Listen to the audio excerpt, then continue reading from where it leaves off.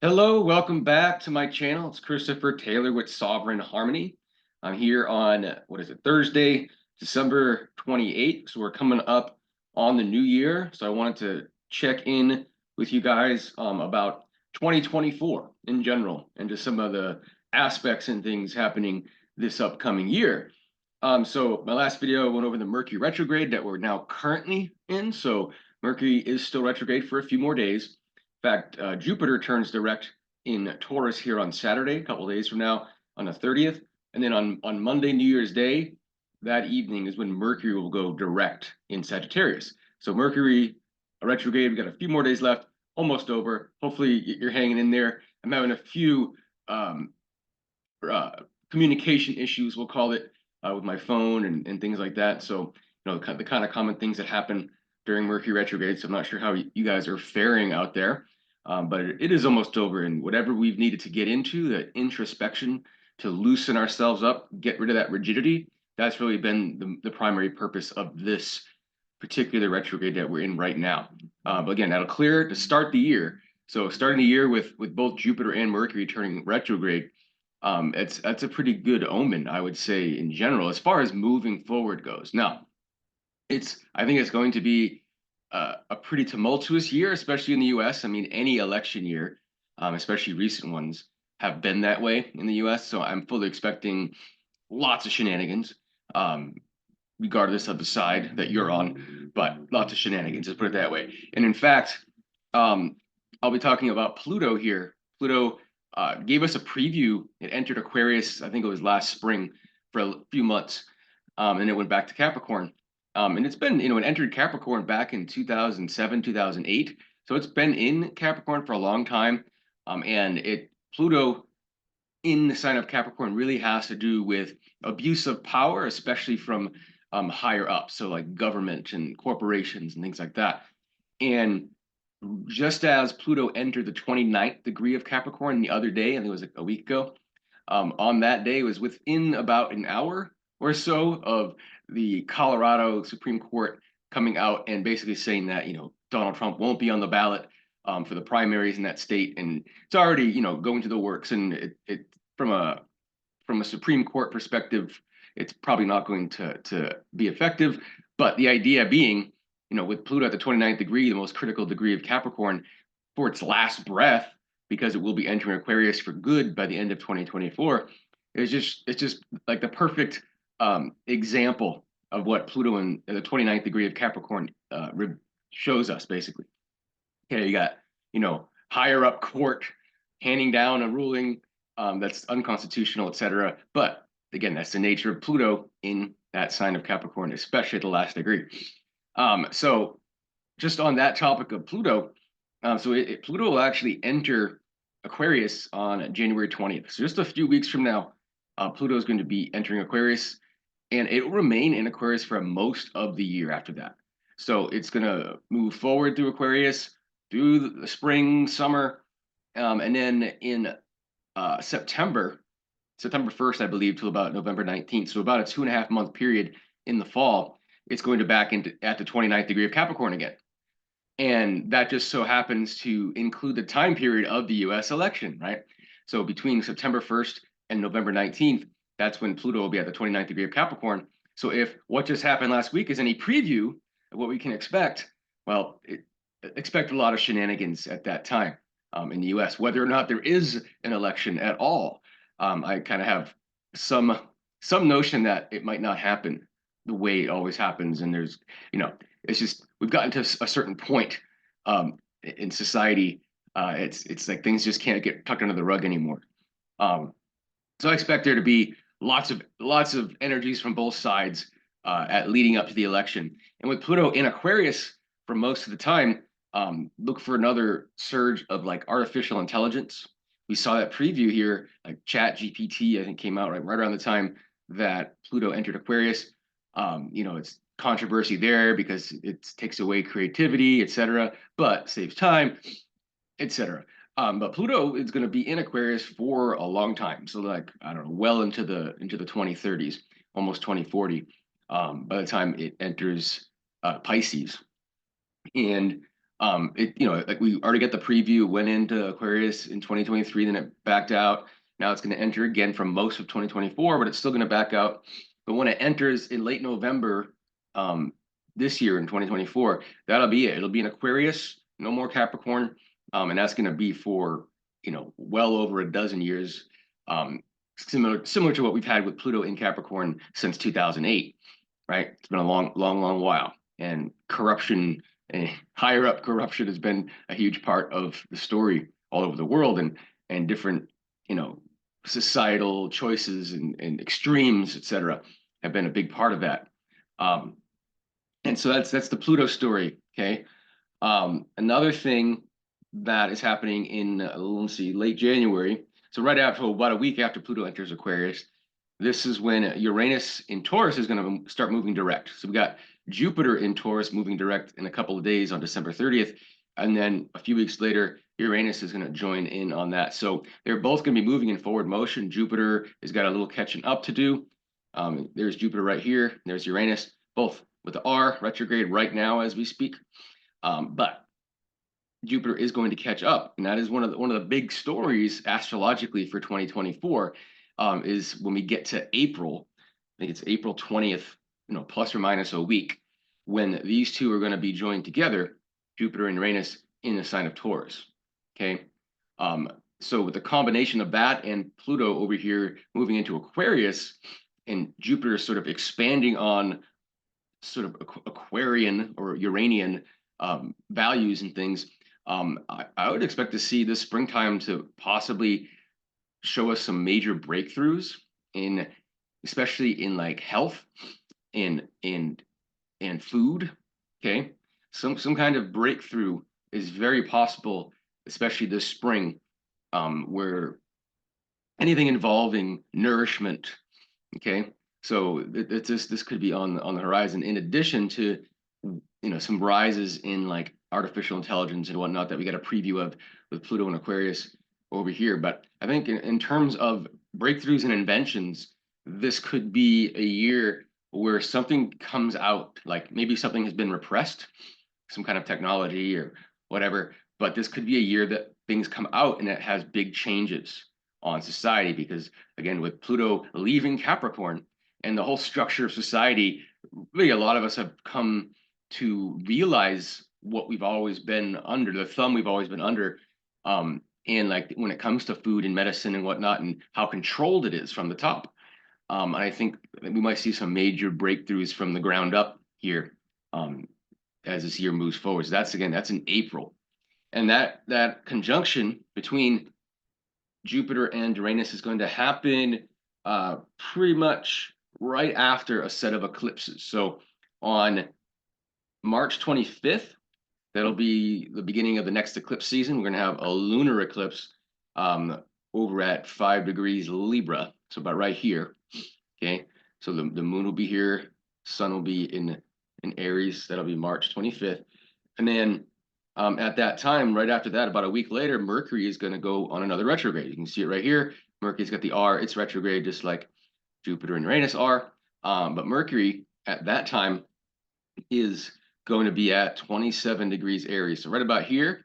And then it's going to retrograde back to about 16. So that zone of 16 degrees to 27 degrees Aries, that's going to be Mercury's next retrograde zone, and it's going to turn retrograde a week after that initial eclipse that's going to happen here in Libra, and then the next eclipse is the big one that you've been hearing about. It's going to be a U.S. eclipse. So this is especially important because it's an election year, and they've been referring to this as the Great American Eclipse. And then depending on where you are, you can get, if it's not cloudy, you can get a direct look at, not that you would look at the sun directly, but you look at it directly overhead, total eclipse, total blackout of the daylight for you. I think like it's going to run from like South Texas and then northeastward through the Midwest, and then I think it's going to be like right over like Niagara Falls, Burlington, Vermont. So on a line sort of like that, and that'll be April 8th. And that's a total solar eclipse at 19 degrees Aries. Okay, it's about right about where that north node is right now, a couple of degrees away from it. So these are points in your own chart to be aware of, what these eclipses are lighting up. But in general, this is sort of like uh, the collective sort of getting rid of codependency and embracing a more sovereign ability to see the world with their own eyes and ears, instead of again having it dictated from above what is true, what is not true. So I do think there's going to be, some collapse of the old order this year, and more individuals trusting themselves, and standing on their own 2 feet and trusting what they see in front of them and what they hear with their own ears. So that's a general shift, and that's going to be occurring right in April. It's April 8th, and then just a couple weeks later is that Jupiter Uranus conjunction. So April is a very, very late March through April is very, very potent time for 2024 for sure. So keep those dates in mind. Then as we move through, Jupiter is actually, when is it going to enter Gemini? There it is. When we get to the end of May, this is when Jupiter is going to be done with Taurus. It's going to pass Uranus, keep on moving, and it's going to get into Gemini in late May. So right around Memorial Day weekend for people in the US. Okay. And then Jupiter is gonna move its way pretty quickly through Gemini before it retrogrades later on in the year. And just prior to it entering Gemini, so now we're talking like within a couple of days, really late May as well. Jupiter is going to form a sextile to Neptune up here in Pisces. So they're going to be forming a little energy together right before that transition into Gemini. And so that's got, Jupiter and Neptune, both co-rulers of the sign of Pisces. And, it's a very spiritual connection here to have those two planets. So there's something going on here in the spring for sure. Like I said, that breakthrough that changes the paradigm, that can be huge, and it can have huge implications, and what's possible in the world. That's really like kind of what Jupiter Neptune sextile is, an opportunity to expand on what might be possible, what we can tangibly with Jupiter and Taurus pull through into this world, out of what exists. That's the Neptune and Pisces. So it could be a very creative time, very spiritual time in the late spring. Then in late June, early July, both Neptune and Saturn are going to go retrograde. They're both here in Pisces. They're going to remain in Pisces all year. Both of them will not change signs, I should say. And they're both going to turn retrograde. So they're direct now, but they'll be turning retrograde right around late June, early July. Then in late July, Chiron is going to go retrograde. So we start getting the retrograde train going in. And the last several years have been like this, where mid-year, all of a sudden, all the outer planets start going retrograde. So it's the same pattern, because it takes a while for them to get out of sync with each other, but they're in sync right now. And then we get to our next Mercury retrograde phase. So early August, basically the whole month of August, Mercury is going to be retrograde, going from early Virgo back to late Leo, so kind of this zone here, and that's going to be retrograde in August. Okay, and then at that time as well, Jupiter, who now we know is in Gemini, will be in Gemini at that time, starts to form a square to Saturn in Pisces, and that square is going to last pretty good. It's going to be off and on. Starts in late August, but really doesn't break for the rest, for the rest of the calendar year. It's going to really be still with us. I think if you look right up to where is it? Yeah. Even in December, it's still going to be hanging around. So it'll break right around the holidays. So really, the period from like late August to late December, 4 months, we're going to have this square between Jupiter and Saturn, Jupiter and Gemini, Saturn and Pisces. And so Jupiter and Gemini, wants looseness and expansion. Okay, and Saturn and Pisces is kind of restrictive in a certain sense. So there's going to be a little bit of a battle out there, and of course, this is going to be occurring during the U.S. election. So I can already see the tension in the air. Pluto going back to 29 degrees Capricorn, just in time for the election there in the fall. And at the same time, we're gonna have Saturn squaring Jupiter.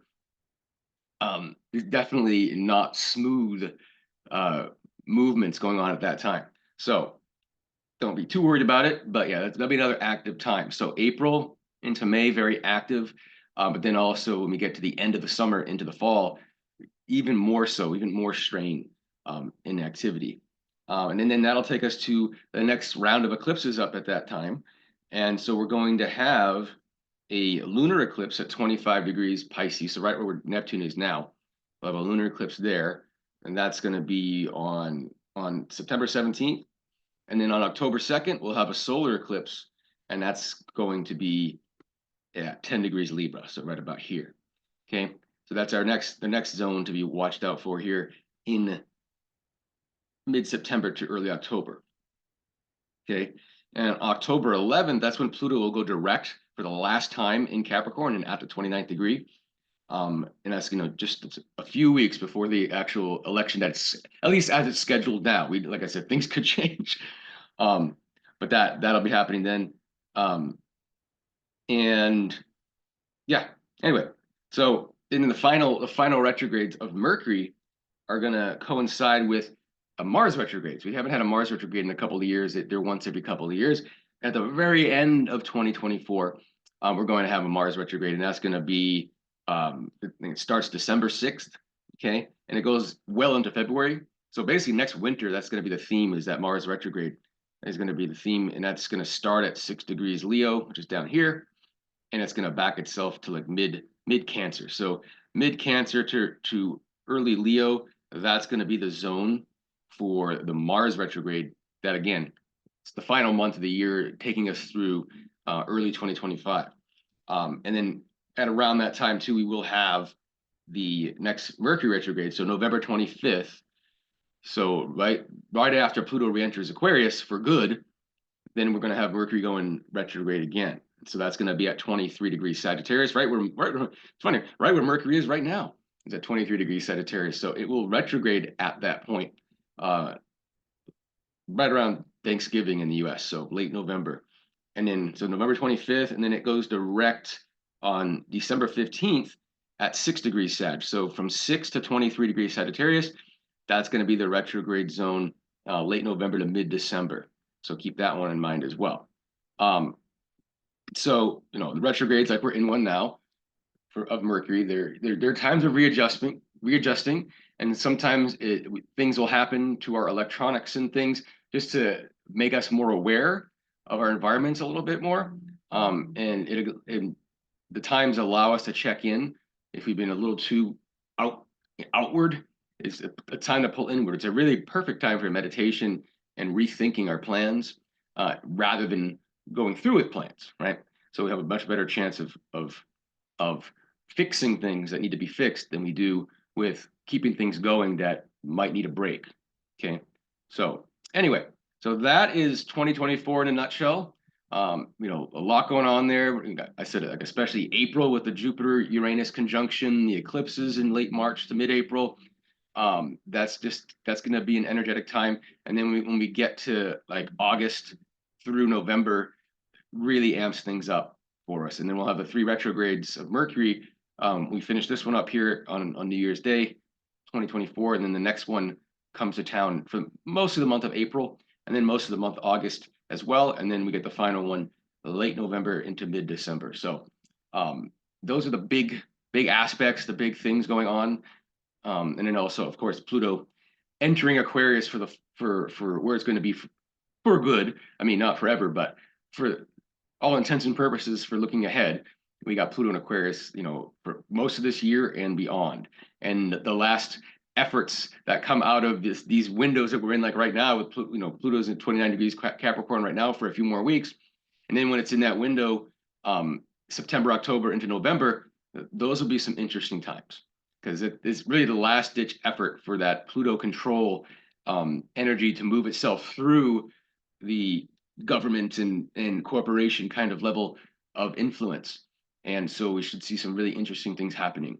So if you have any questions, please let me know. If you want to look at these specific aspects relative to your chart specifically, So, I mentioned the zones where the Mercury retrogrades are going to be, the eclipses, where the Jupiter-Uranus conjunction is going to take place. That's going to be around 22 degrees Taurus, if I didn't say it. That should help a little bit, but if you really want someone to dive in with you, I'm happy to connect with you and we can do a consultation. So do follow me on Facebook, Sovereign Harmony Astrology. It's probably the best way to get the most